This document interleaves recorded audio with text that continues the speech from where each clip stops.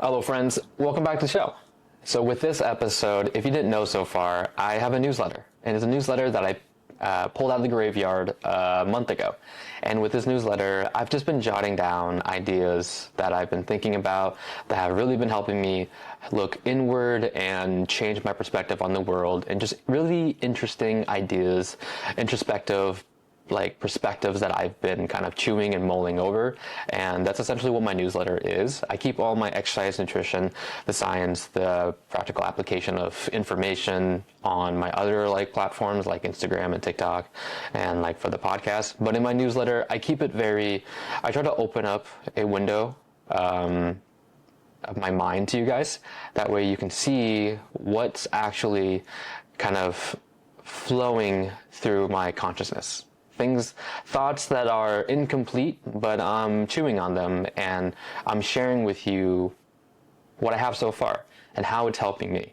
And so after the last month of reviving my newsletter from the graveyard, I wanted to make a podcast episode today about it. So 7 different psychological frames that have really changed how I see myself, see the world, shift my lens, my position stand, and thoughts that are not all complete, but sharing where they are at right now.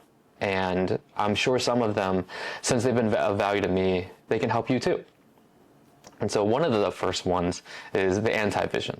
And so I assume that if you're listening to this or you're watching this episode, you're the type of person who is a dreamer. You dream, you have visions, you have goals for yourself, you have aspiration, you are ambitious, you want to live a life where it's full of fulfillment, full of fun, and one of your biggest fears is unfulfilled potential and regretting everything at the very end of the road. Just having regrets and just being upset of man, if only I would have got out of my own way. So with the anti-vision, I'm a big dreamer. I love dreaming. I love seeing what is possible in my future, because nothing is impossible.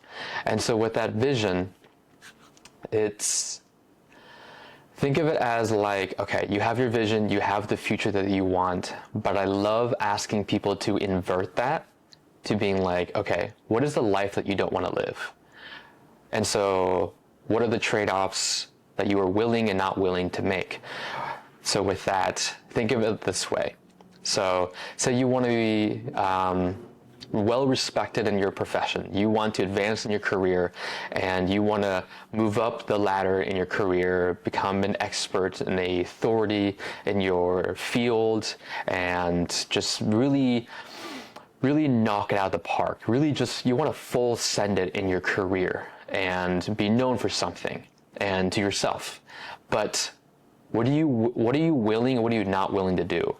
And so I like having people, even with myself, is thinking about what's the anti-vision. What am I not willing to sacrifice? Just like how you may look at millionaires or billionaires or certain CEOs and certain people with certain have climbed a certain mountain within their own field and profession.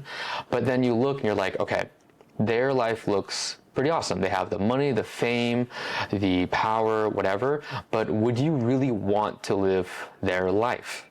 And when you say you want to live someone's life, you can't just cut out one slice of the cake of I just want the money, I just want the knowledge, I just want the high value skill that they have. You have to take the whole piece. That's the way it works. And so, but you may look at them being man, this person has climbed the corporate ladder. This person has advanced so high in their career, but they've clocked in a lot of hours. They've missed out on birthdays, family gatherings, and celebrations with friends. They had to stay up late. They probably missed dinner with their family.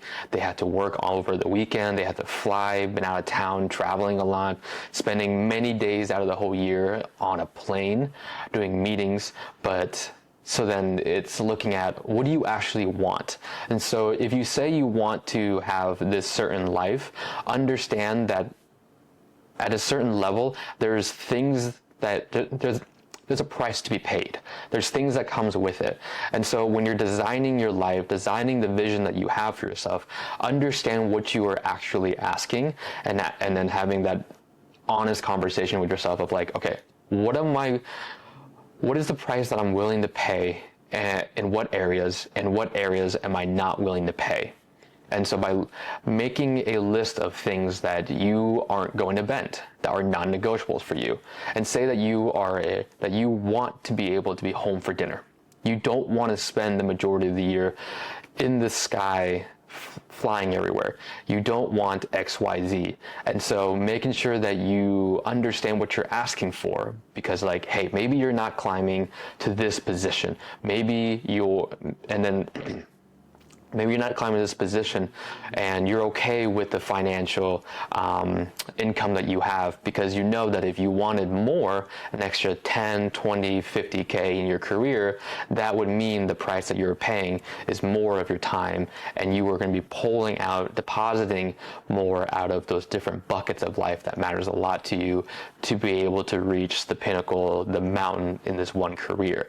And so the anti-vision is looking at the very end of the road, having that conversation with your 85-year-old self and asking him, like, or her, was it worth it? Was it worth it to go through everything, to give up, to trade everything for that thing that you spent so many years, so much time and energy longing over? Was it worth it? And if it was no, then how can you meet yourself in the middle to have the vision that you want, but make sure that you don't have the vision, the things that you don't want? So I like the anti-vision of asking yourself, what are all the things that you do not want, your non-negotiables, the things that you won't break for, and then it helps you curate your vision. It really does help illuminate and put up the borders of what you actually want. So I really like that idea.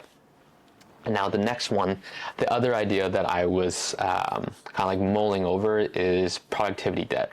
So this one is from a book called 4,000 Weeks. I believe that's what it was called, from an author named Oliver Burkeman.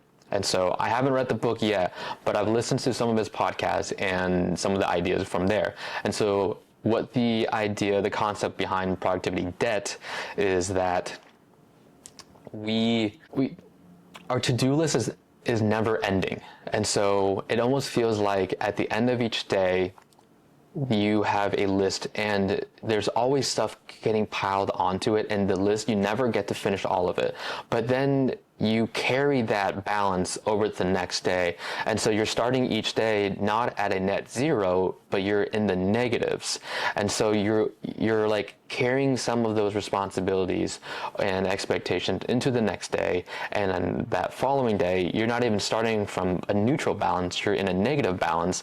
And now you feel like you have to make up for the work that you didn't do either yesterday, the last 2 days, the last 3 weeks, etc., and try to climb your way up the ladder to even hit a neutral balance before you can even get into a positive. But say you don't even get to make it through all of that, but then you're continuously feeling like you're behind, carrying a negative balance into every single day.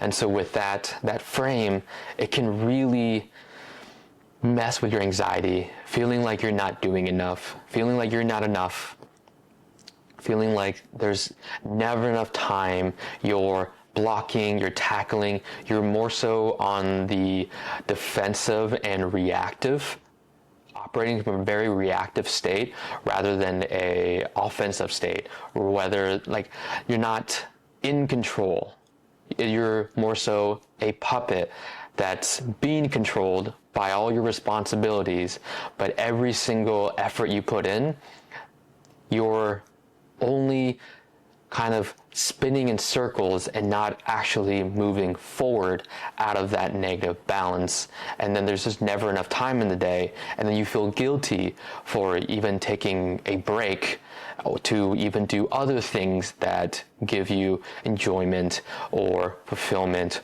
or even relaxing in some way, because you feel like you have to keep doing.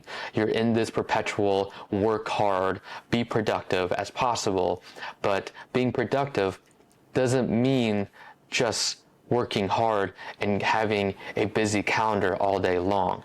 And so you're in this weird productivity dysmorphia view of yourself while in this debt, and it's an ever going negative balance going through each day.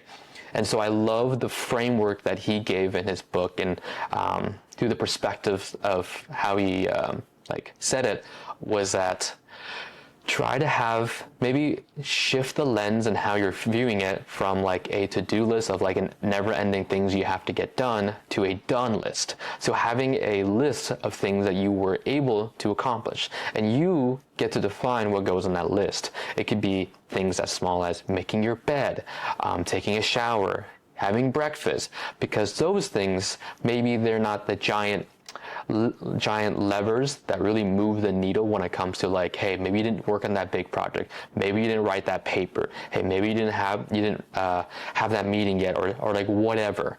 But those other levers that you're pulling on matter too. And so starting the day feeling like you're not in debt, this scarcity mindset, but more so in a state of abundance, state of you are taking care of you, you are doing the thing, you are not behind, you are actually ahead because you got out of bed on time, you took care of yourself by making a breakfast, by getting dressed, you took care of your appearance, you etc., etc. And so you get to define what goes on that list, and you never have to show anybody what goes on that list. And with that, there's something resonates with you when you look at it through that frame of like, hey, look at all that I got done. And this is not like a cop out to being like, oh, I did 20 small things, I'm good, I don't have to do the big things. You still have to do the big lever moving task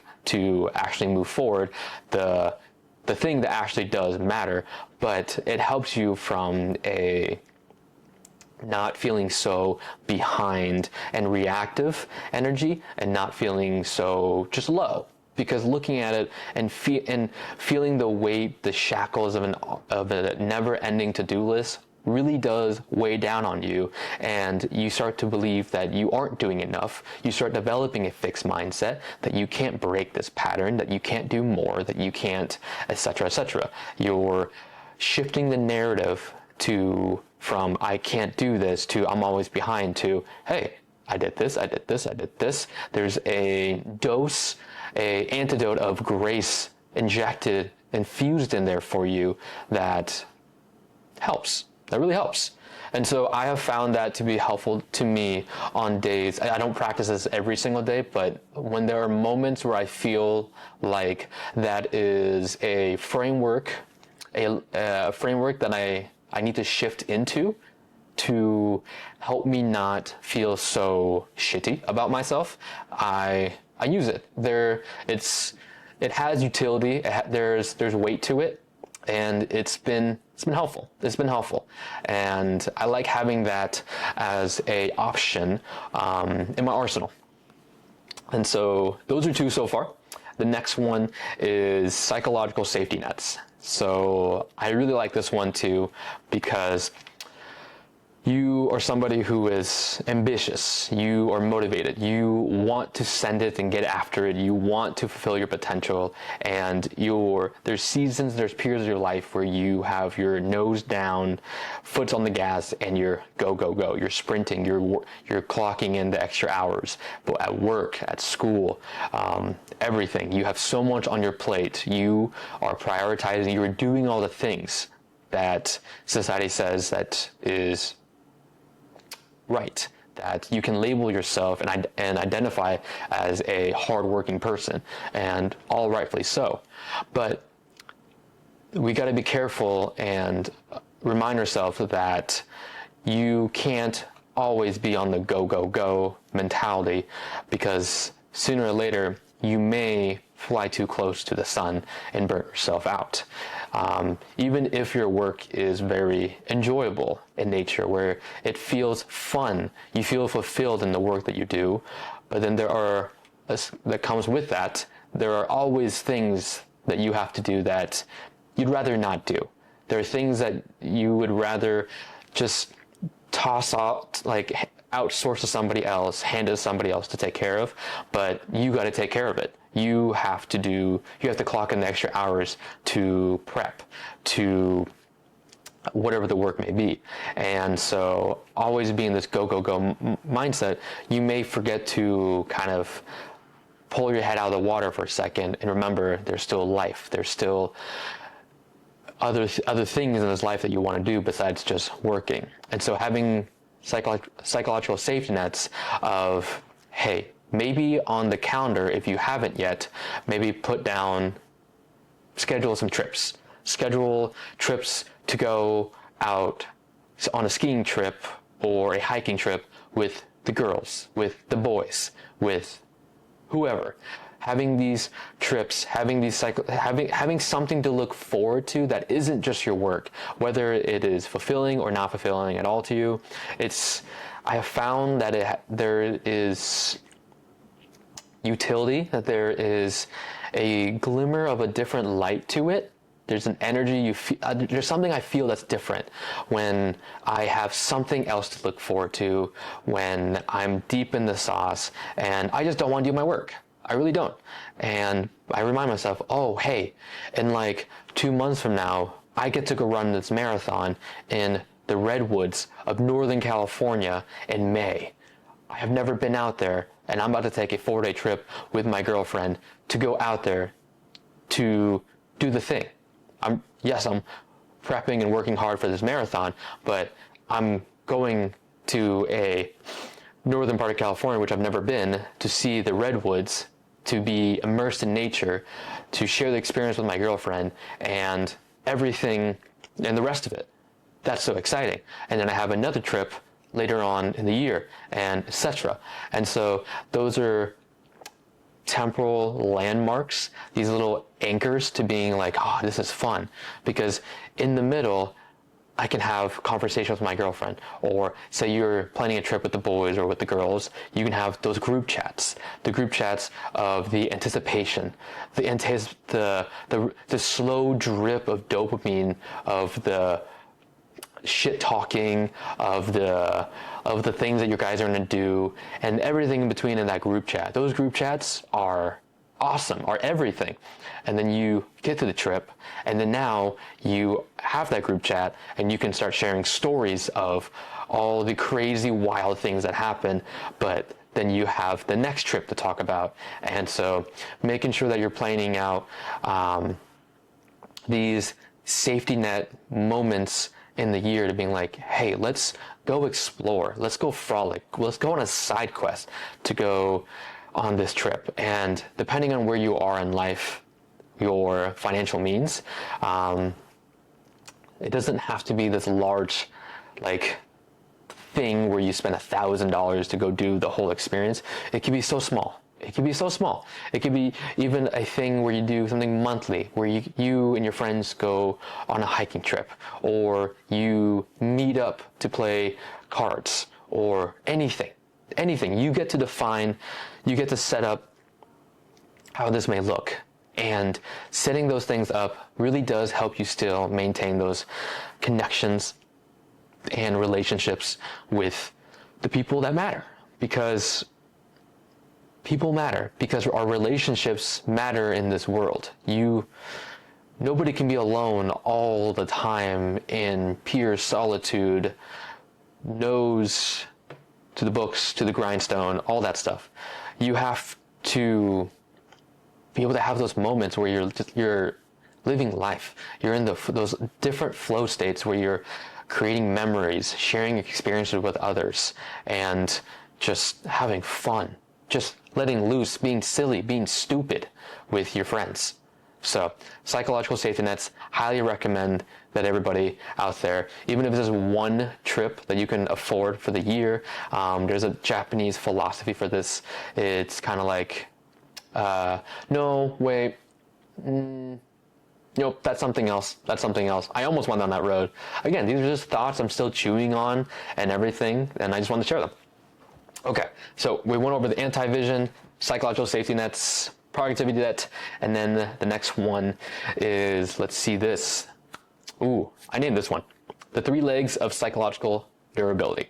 So with this one, this is my iteration and interpretation of psychological flexibility, a actual behavior change psychological model that's within psychology research. So I kind of made it something a little cooler. So think of a bar stool, right, with 3 legs. And the 3 legs of a psychologically durable person, think of stability, strength, and agility. And so with this, I wanted to take a little bit from a strength training lens perspective, force dynamic, because I have a very big strength conditioning background and the way I see the world through those lens of strength training, and take that into more of inward through a psychological lens. So think about, for a person to be very psychologically durable, is that you must be able to resist force. So you must be very psychologically stable. And with psychological stability, it means being able to root yourself so deep to where the first gust of wind, the couple punches that you experience in this world, they're not going to knock you down. You aren't going to frizzle and break and crumble and fold and allow the world to just beat you down, because this is a very harsh world. And the world is harsh, and you are probably very harsh to yourself as well. And so with that is being very psychologically stable, rooting yourself deeply to the things that you value, the identity you want to show up in this world as, your mission, your purpose, who you want to show up in this world as for yourself and how the world perceives you. And having a high level of stability in who you are. So being able to take the hits is important in a very psychologically durable person. And so I thought of that as, from a strength training perspective, is that you want to be stable, because stability means being able to resist force. And so it's like you're standing still, someone comes up and pushing you and stuff like that, or you fall, or you start lifting, whatever. But you're rooted very deeply, very stable person. Now you're able to resist all that comes your way. Now, moving over to the other leg of psychological strength, now this is your time to be able to express strength, to be able to express how you were able to overcome challenges, obstacles, resistance, and roadblocks that you will inevitably experience. Life is not easy, and there's a lot of stuff that happens, as all of you are already aware, and being able to be mentally tough, being able to show up when you don't want to, being able to grind through and push through a wall when it seems so large and immovable. So being psychologically strong is another component of this durability concept. And now the third one is psychological agility. So think of speed. And so as a person, as an athlete, they are quick on their feet, change of direction, be able to move across the field. Think of like a football player, how they're moving across the field with all the chaos, with all that's coming towards their way. How quickly their feet are able to move around, pick up speed, stop, twist, turn around, do all the things. Psychological agility. So with this is when things bad happen, when things challenge your perspective, your knowledge, and you feel you get zapped, how quickly are you able to cognitively disassociate yourself from the problem and not take everything so personal, and being able to take responsibility when it is your fault? How quickly are you able to shift your mindset, your perspective, the frame of how you are seeing the world, whether it's your fault or not, things that are within your control or things that are not within your control? How quickly are you able to shift your mindset from a fixed mindset to a growth mindset, the agility, the speed of all that, to be able to move forward, to express that strength, to be durable? So these are 3 different legs of a well-rounded, psychologically durable person that I would bet my money on, and something that I'm working on for myself. And I'm reminded when I meet challenges where it's something that just knocks me off, something that just rattles me more than I would want it to. And I remind myself, hey, who are you again? Did you forget who you are? Remember your values, remember your identity, the person you want to show up as, remember your mission, your purpose. If you're lacking clarity and direction, stability. Where are you rooting yourself in? Because the deeper the roots are able to go in, the harder it is to really pull you out. But the more shallow you are rooted, the easier you are to fold over. And then being able to quickly shift the frame, my perspective, to then, okay, now let's face this challenge. Let's face this monster. Let's face this obstacle. Let's move through it. Let's shift from a victim mindset, from a just woe is me, to being very solution oriented, of being, okay, this is a situation. This is what I know. How are we going to solve this problem? How are we going to move forward? No matter how long it takes, how much effort, wherever I lack skills or knowledge, what do I got to do to get past this right now and to make sure this doesn't happen again, or be more equipped and durable the next time? So all through those legs matter. One is not more important than another because they all operate very synergistically. And so, yeah, I was chewing on that one, and I really like that. The metaphor of a bar stool with 3 legs, because for you to be able to stand on it, to sit on it, you need all 3 legs. So psychological stability, strength, and agility. Ooh. Now the other 3, are pretty close in line. So if you read my newsletter, and if you didn't know, I applied for a PhD program. I got denied, and these 2 other ideas go in line with it. The first one is there's absolutely no line. There is nothing in this world that you cannot do or become. Nothing is impossible, because if one person can do it, then you can do it. If you can make $1, you can make $1 million. If you can do one hard thing, you can do 1,000 hard things. There is no ceiling in this world. The only ceiling, the only way that you are going to fail or live a mediocre or average life or unfulfilled life is going to be the box you put yourself in. Nobody is telling you anything. Nobody can hold you back. Nobody can do anything to you, but the world will try to box you in. The world will try to say certain things, and it is up to you if you allow those ideas to bleed into your mind and take hold of you and control you. Only you can box yourself in. Only you can establish that ceiling for yourself, because the line was never there.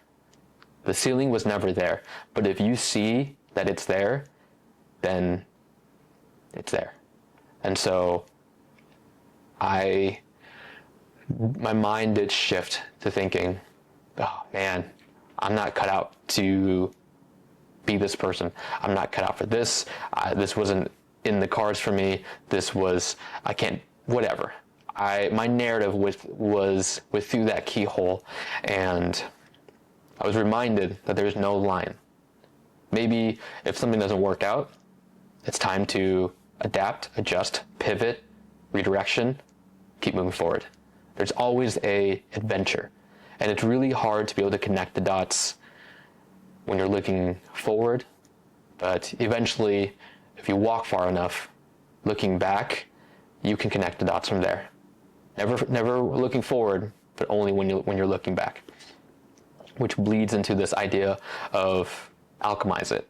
And so this came from the idea of the alchemist from the book Alchemist by Pablo. I cannot pronounce his last name, but to alchemize something is to take something of lesser and turning it into something greater, because energy is neither created nor destroyed, it's only transformed.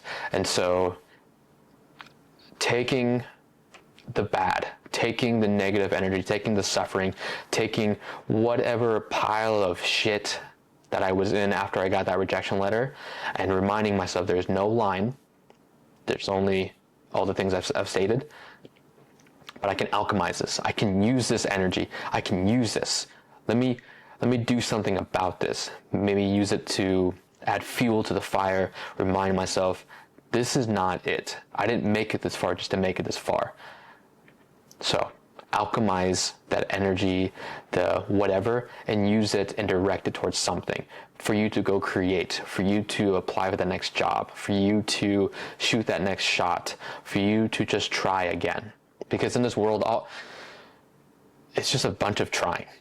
We're always trying something new, trying something again. It's just all we can do is try in this world and do our best.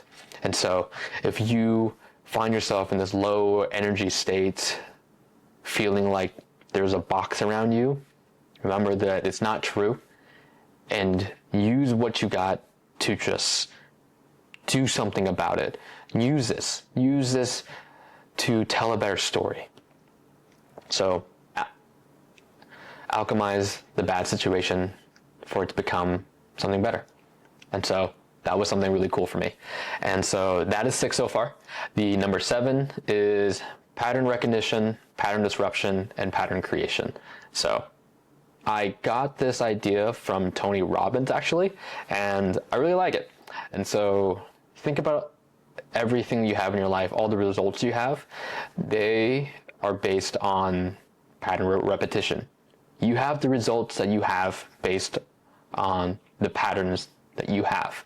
The way you think, the way you see the world, the way you respond, the cyclical systems that you have for yourself that are automatic to you. And so with that is, say you have a certain behavior, a certain mindset, a certain habit that you have for yourself that you don't like. Now, if you want to break it, you got to be able to recognize it. You have to have a level of awareness in what you are doing, how you are thinking, how you're seeing the situation. And now once you can recognize the pattern that you have for yourself, whether the pattern is serving you or not, okay, now that you recognize it, disturb it. Do something to cause disturbance to the system. Break the cycle. Maybe you can't break it all together, but maybe you can start putting some noise in it, just disrupting it. Because once you can disrupt it, then now you can start making new patterns. So you got to recognize the problem first, then you got to disrupt the problem, and then create the new pattern for it. Because we're all just a series of patterns. You are exactly where you are at based off the patterns you have in everything you do. And your personal life, your professional life, your physical life, your like your fitness, your nutrition, your mindset, your environment, everything that comes, all that curates in. There's just patterns of how you operate your day, your thoughts, everything. Now, if you don't like where you are at, start changing some of the patterns, because those patterns are leading you to where you are right now. So what areas in your life that you don't like, or that you believe that you can do better, that something different can happen? You want different results? Well, it's going to require different patterns. So I really like that idea that I got from Tony Robbins, from pattern recognition, pattern disruption, pattern creation. So again, thank you guys for listening to this. These are just ideas that I'm just fleshing out in my newsletters, and as you can see, I'm still working through them too. I'm not saying that all of these are fully true, as there are thoughts I'm still chewing on. And I think no thought is ever fully complete. They're ever so incomplete, which is the beauty of it, because with more experiences, they're going to challenge more of these thoughts. And each of these frames have helped me in more than one situation, and so I just wanted to share them. So thank you guys for listening, and if you haven't done so, please hit subscribe to the podcast. Would really mean a lot. Leave a review if could, and subscribe to my newsletter. All right, guys. Love y'all. See you in the next one. Bye.